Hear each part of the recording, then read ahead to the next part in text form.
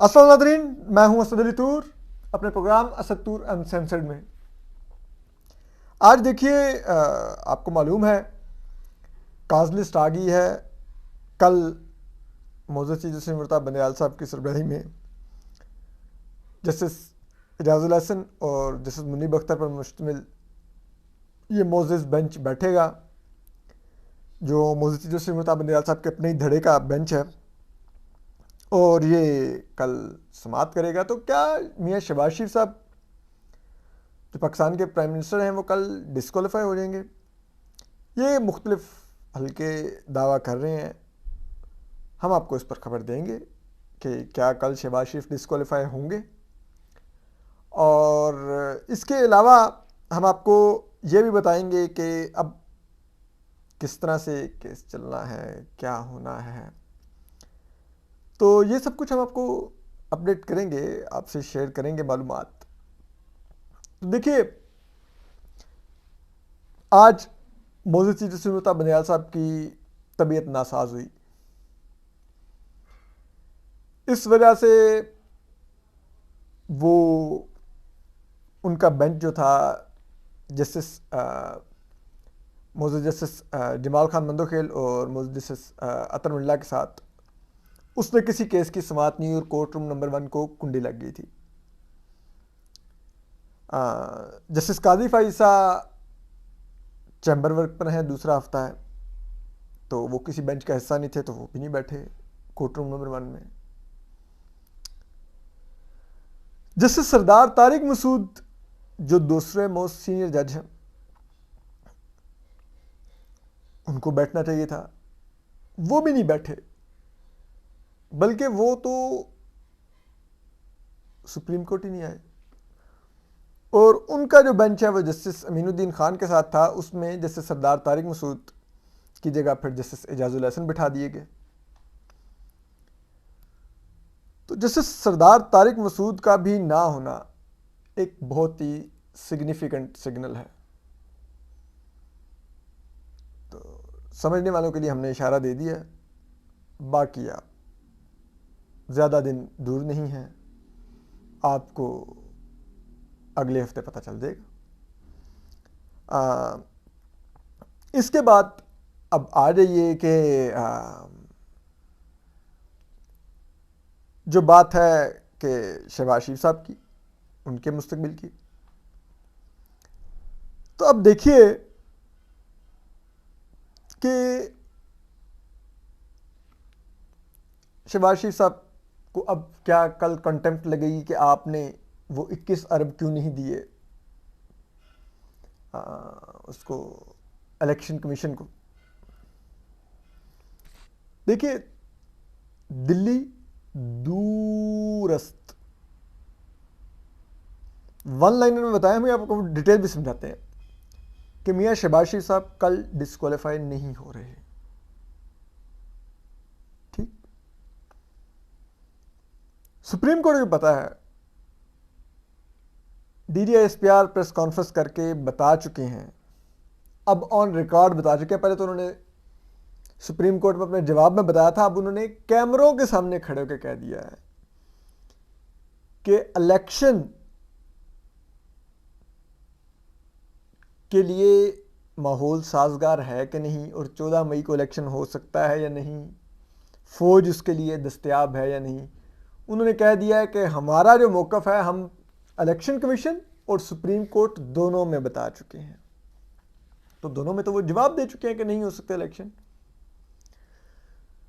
तो अब या तो फिर Moses chief justice Murtaza Bandial साहब कहें कि वो contempt of court army chief पर भी लगाएंगे, जनरल आसिम मुनीर पर। लगाएं ना, लगाएं। हम तो कहते हैं अगर उनको लगता है कि उनके हुक्म की वायलेशन पाक फौज भी कर रही है तो लगा लें। घोड़ा हाजिर है जनाब, मैदान खुला है, तीनों मोज़ेज़ जजेस घोड़ों पर बैठें, बागें पकड़ें और भगाएं घोड़ा। हमें भी पता चले आइन की हुक्मरानी के लिए हमारे तीनों मोज़ेज़ जजेस खड़े हो गए जनाब, अब तो दूर दूर तक कोई नहीं रोकने वाला, रौनते गुजर जाएंगे जो आइन के रास्ते में आया।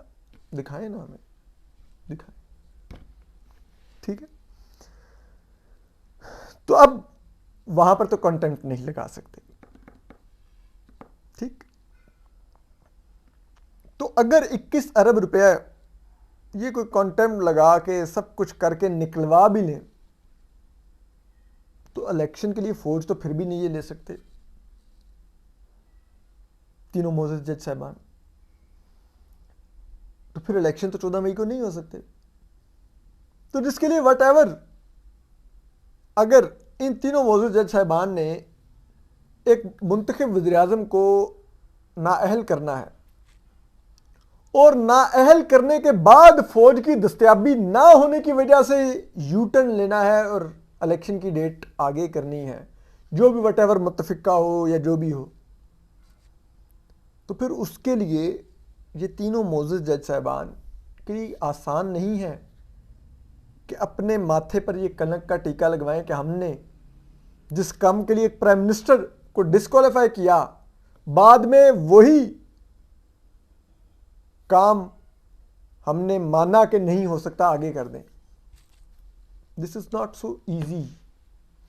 फिर तो लगेगा कि ये इलेक्शन का प्रेशर डाला ही नून लीग का वज़ीर-ए-आज़म निकालने के लिए था। ठीक है, फिर दूसरी चीज आप देखिए कि बहुत कुछ सामने आ गया है। उन ऑडियोज़ ने वट एवर वो गैर कानूनी है, उन पर कार्रवाई होनी चाहिए, लेकिन उन ऑडियोज़ ने उस लाहौरी ग्रुप को बेनकाब कर दिया है, उसके अज़ाइम क्लियर कर दिए हैं और सुप्रीम कोर्ट में इस धड़े का जो 8 रुकनिया मोहतरम जसीम बंदयाल साहब का मुबैना तौर पे इसका जो अगला स्क्रिप्ट है वो भी रिकॉर्ड पर आ चुका है।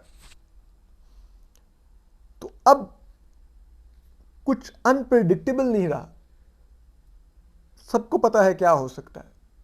तो अगर वही होगा जो ऑडियोज में मौजूद है तो फिर सबको पता होगा वो क्या हुआ है।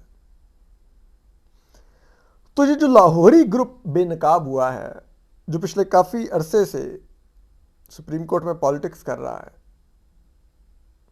और लाहौर से बैठ के सब कुछ मैनेज कर रहा है और मीडिएटर बना हुआ है पीटीआई और बहुत से अहम शख्सियात के दरमियान में, और सारी मैच फिक्सिंग मिलकर हो रही है। सिर्फ बेंच फिक्सिंग नहीं हो रही, इधर मैच फिक्सिंग भी हो रही है।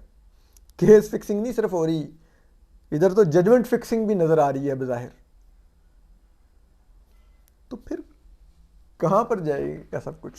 अदलिया की साख तो आगे खत्म हो चुकी है। तो इसलिए भी कल मियां शहबाज शरीफ नहीं डिस्क्वालीफाई हो रहे। ज़्यादा से ज़्यादा कल नोटिस उनको हो सकता है, उनसे जवाब मांगा जा सकता है, सब कुछ हो सकता है, डिस्क्वालीफाई नहीं हो रहे। ठीक, फिर अगर ये सोचा गया कि उनको डिस्क्वालीफाई करना है, इमरान खान साहब की ये ख्वाहिश, जो कि वो फैसले का ऐलान अपनी तकरीरों में कर चुके हैं कि शहबाज शरीफ डिस्क्वालीफाई होंगे, मुझे यकीन है। अब पता नहीं उनको किस बुनियाद पे यकीन है। उनके जो मुर्शद बुशरा बीबी हैं, उन्होंने उनको कोई लोटा घुमा के पर्ची निकाल के दी है जी, या फिर उनको यकीन इसलिए है कि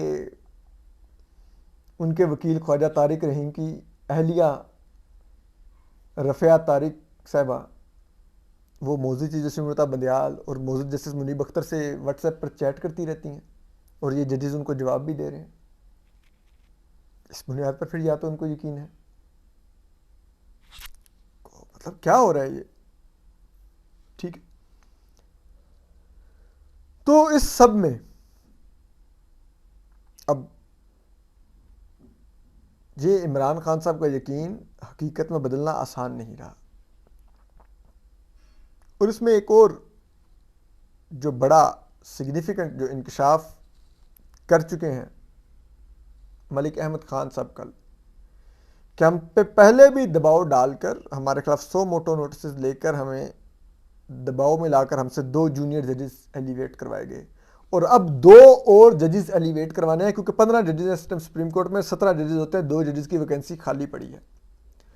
तो उन 2 जजेस के लिए हमारी दोबारा कहीं बाजू तो नहीं मरोड़ी जा रही। तो खबर तो उन्होंने ये भी दे दी है कि इसका मतलब है कि अगर हुकूमत कोई दोबारा से डील करे मोअज़्ज़ज़ जसीम बंदयाल साहब के साथ, तो इनको इनके धड़े के लिए 2 मज़ीद जजेस देकर अपने वज़ीर-ए-आज़म मियाँ शहबाज शरीफ को बलि चढ़ाने से बचा सकती है ये हुकूमत। इसके पास अभी भी देने के लिए कुछ ना कुछ है। ये तो है डील मेकिंग। एक और ऑप्शन भी है गवर्नमेंट के पास, वो ये है कि वो डील मेकिंग नहीं करती। तो फिर कौन सा ऑप्शन है जी? तो फिर वो कानून वजूद में आ चुका है 3 मेंबर कमेटी का, जो बेंचेस बनाएगा। और अकेले मौजूद चीफ जस्टिस मुर्तज़ा बंदियाल साहब बेंचेस नहीं बना सकेंगे। और 3 मेंबर कमेटी में जस्टिस एजाजुल एहसन, और जस्टिस एजाजुल एहसन नहीं है, सॉरी, मोस्ट सीनियर प्यूनर जज जस्टिस कादी फाइजा, सेकंड मोस्ट सीनियर जज जस्टिस सरदार तारिक मसूद हैं।